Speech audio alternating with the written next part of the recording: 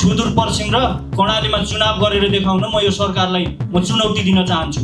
जाओस् त घर घरमा जाओस् त, सुदूरपश्चिममा कति मर्या छ, कर्णालीमा कति मर्या छ हैन, यिनीहरूका त्यही टाउका काटिन्छ। र जाओस् न त्यो माथि पनि बजाङ त कांग्रेस एमाले माओवादीले खुट्टा टेक्यो भने यिनीहरूलाई त्यही ध्वस्त पार्ने हाम्रो तयारी छ। तपाईको जिल्लामा चुनाव गराउनुस्, सुदूरपश्चिम र कर्णालीका जिल्लामा तपाईँ खुट्टा टेक्नुहोस्, तपाईँको घाँटी त्यही भेटिन्छ। ल म हेर्न तयार छु। शहीदको सपना भन्दा विपरीत कसैले यदि काम गर्न खोज्छ भने यिनीहरूका टाउका त्यही काटिन्छ। कसैको बाउले पनि रोक्न सक्दैन। सुदूरपश्चिमका 9 जिल्ला, कर्णालीका जिल्लाहरूमा बुझेर हेर्नुहोस्। अब काहीँ माओवादी कांग्रेस तपाईका को दलालहरूलाई कसले भोट हाल्ने त? कसले हाल्ने? हामीले हाल्छौँ, हाम्रा परिवारले हाल्छन्। यो दलालहरू जहिले चुनाव गराउने के को चुनाव? 84 को चुनाव 82 मा गर्नलाई हामीले रगत बगाएको हो त भने हिजो विदेशी दलालहरूसँग सम्झौता गर्नेहरूसँग हामी छुट दिनुपर्ने, हामी बाटोघाट गरिदिनु पर्ने। सुशीला कार्कीलाई के जेएनजीले हिजो तपाईको प्रधानमन्त्री बनाएको हो? भारतीय साम्राज्यवादका दलाल र एनजिओका दलालले तपाईको प्रधानमन्त्री बनाएको हो?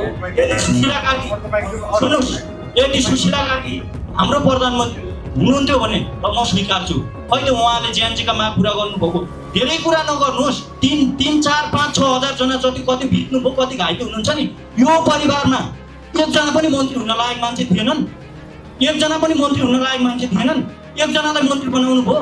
बब्लु गुप्ता जेएनजी हुनु होला रे, उहाँ घाइतेको परिवारको मान्छे हो। बब्लु गुप्तासँग मेरो कुनै पर्सनल दुश्मनी होइन। तपाईको अरू कोही साथीहरू त्योमा घाइतेको मन्त्री हुनुहुन्छ।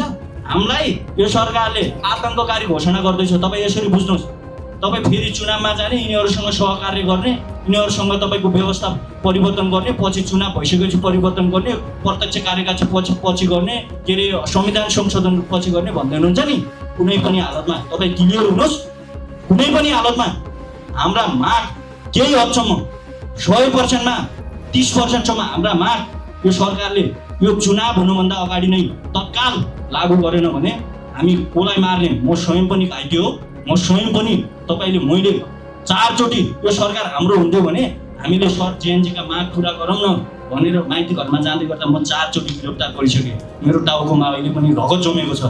भनेपछि यो दलाल सरकारसँग हामीले सरकार माग्दिनु पर्ने। एउटा शहीदको परिवारको मान्छेले मन्त्री बनाउन नसक्ने दलालहरूले, एउटा घाइतेको परिवारलाई तपाईको मन्त्री बनाउन नसक्ने दलालहरूले अनि हामीले सहकार्य गरिदिनु पर्ने। यो कुनै पनि हालतमा हुँदैन। तपाईँ क्लियर हुनुहोस् है यो कुरामा। हिजोका दलालसँग हामीले यत्रो लड्यौँ, यत्रो हाम्रा साथीहरूले यत्रो वीरगति प्राप्त गर्नुभयो। कति अङ्गभङ्ग हुनुहुन्छ, कति घाइते हुनुहुन्छ हैन, कति त हस्पिटलको शैय्यामा अझै पनि छटपटाएको हुनुहुन्छ। त्यो हामी लागिरहेछौँ उहाँलाई उपचार गर्नतिर। तर यही जेएनजी भित्र पनि कैयौँ साथीहरू